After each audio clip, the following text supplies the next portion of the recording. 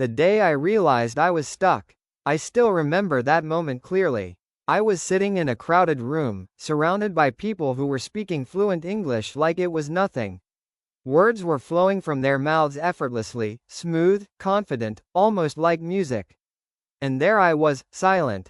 Not because I had nothing to say, but because I didn't know how to say it.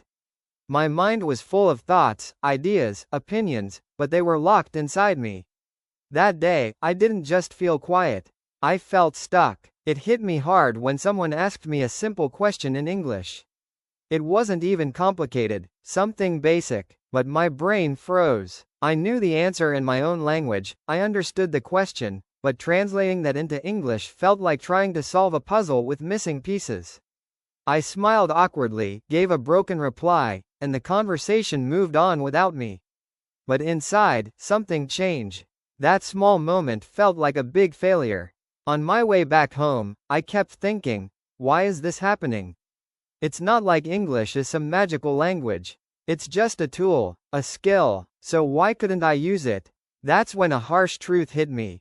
I had spent years studying English in school, memorizing grammar rules, writing exams, but I never actually learned how to use the language. I had knowledge, but no real skill. And in the real world, knowledge without application is almost useless. That night, I made a decision.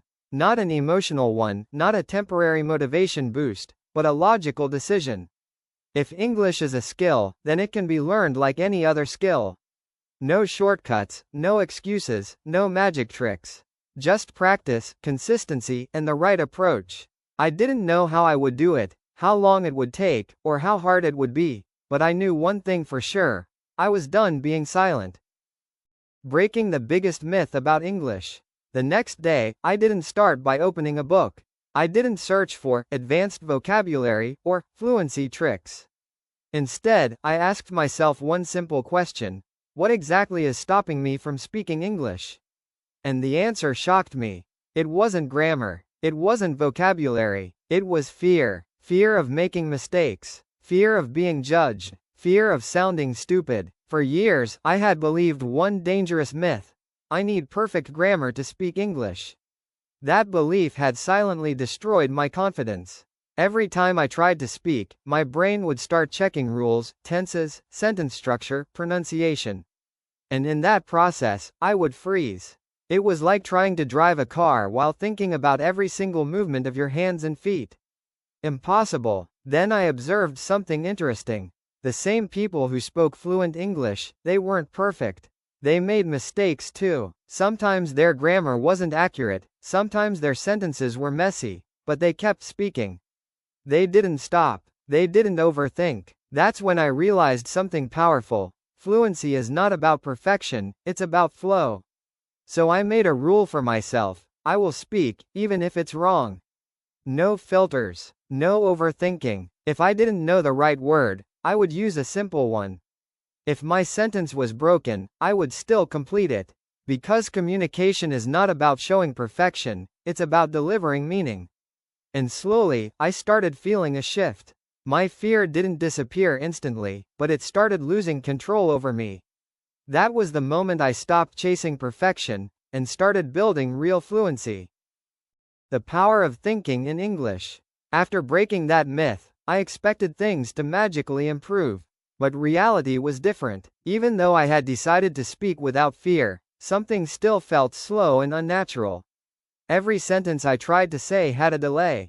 I would first think in my native language, then translate it into English, and only then speak. It was like running a race with extra steps. Obviously, I was always behind. One day, I noticed something strange. When I heard fluent speakers, they didn't pause to translate.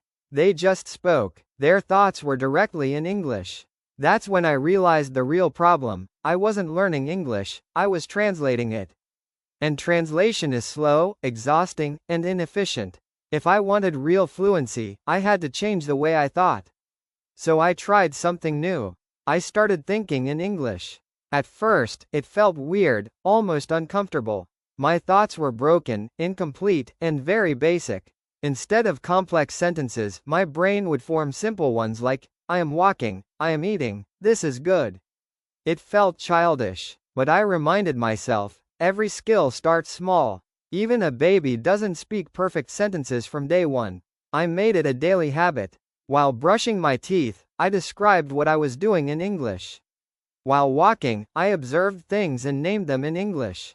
Even when I was alone, I would talk to myself in English, sometimes silently, sometimes out loud. It felt awkward, yes. But slowly, something powerful started happening. My brain was adapting. After a few weeks, I noticed a shift. The delay was reducing, words were coming faster, sentences were forming more naturally. I wasn't translating as much anymore. It wasn't perfect, but it was progress. And that's when I understood, fluency doesn't come from memorizing English, it comes from living in it. My first real practice method. Now that I had started thinking in English, I needed a solid way to actually practice speaking. Just thinking wasn't enough. I had to train my mouth, my pronunciation, and my confidence. But there was a problem. I didn't have anyone to practice with. No English-speaking friends, no environment, nothing. So I had two options. Wait for the perfect situation, or create my own system. I chose the second option. I started a simple but powerful method, speaking alone. Every day, I would pick a topic and talk about it for 5 to 10 minutes. Sometimes it was my day, sometimes my goals, sometimes just random thoughts. At first, I struggled a lot. I would pause, repeat words, get stuck mid-sentence. But instead of stopping, I kept going. Because I knew, this is how training works. Then I added one more layer to this practice. I started recording myself. This was uncomfortable at first. Hearing my own voice felt strange, and I could clearly notice my mistakes, wrong pronunciation, broken sentences, awkward pauses. But instead of feeling embarrassed, I used it as feedback. It was like watching your own gameplay to improve. Slowly, I began correcting myself. Within a few weeks, I saw real progress. My sentences became smoother, my confidence improved, and most importantly, I stopped feeling scared of my own voice. I realized something very practical. You don't need a perfect environment to learn English. You just need consistency and a system. And this method became my daily routine. Learning from the right sources. At this stage, I had built a habit of speaking and thinking in English. But I quickly realized something important. If I kept using only the limited words and sentences I already knew, my growth would stop.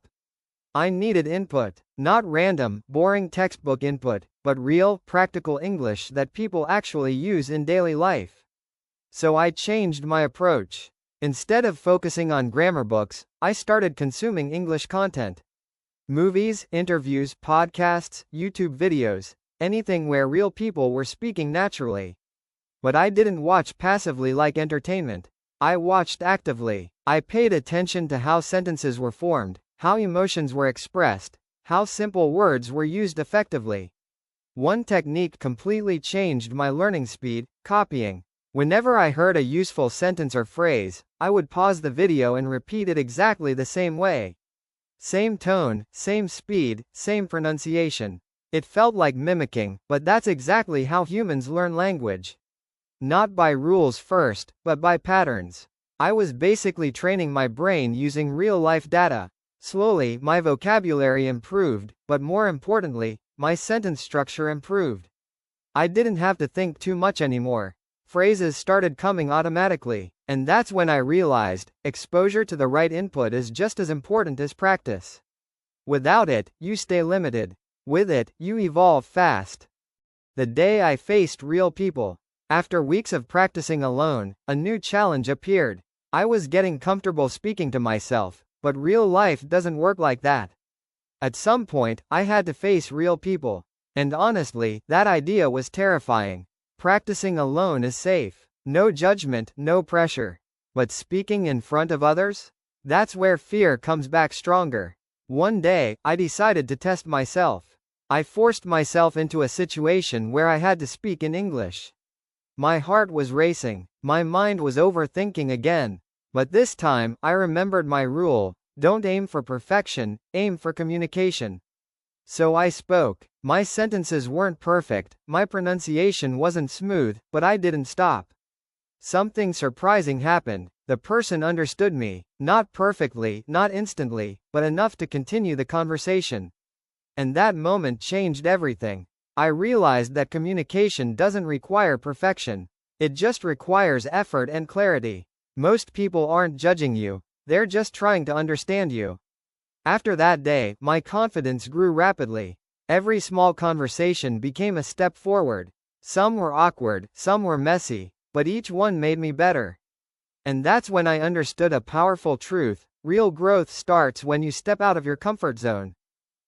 Fixing my biggest weakness. Even after gaining confidence, I noticed one major problem. I could speak, but sometimes people had to ask me to repeat.